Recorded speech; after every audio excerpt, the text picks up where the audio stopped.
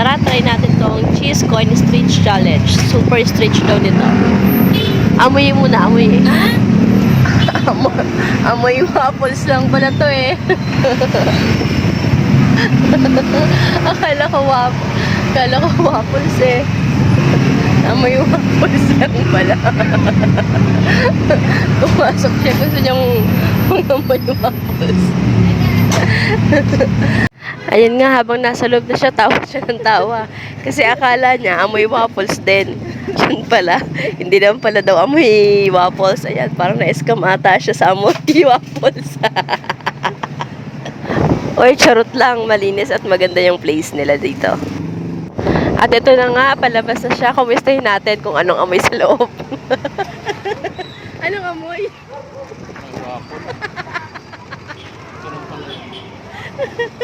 ₱89. Ano? Para na makaamoy ka ng waffles.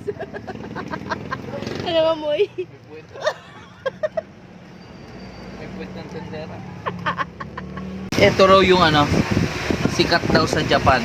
Eh? Yung mga cake, Japan cake na sikat. What?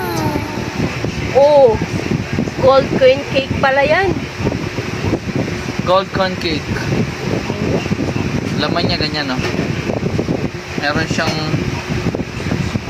meron ₱89. ₱89. Kaso ang laman na ito ay mozzarella cheese. Wow. Nahaba daw to eh. Yo, guys, Tayo testing mo. Testing mo. Pag kinagat.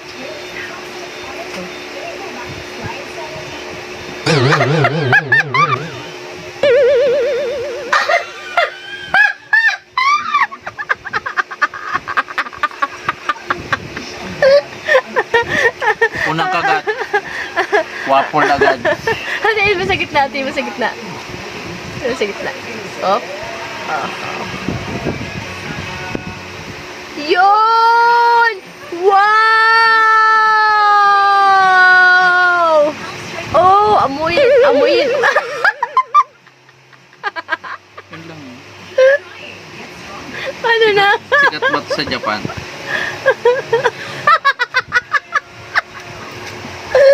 Ano ginawa ba dyan?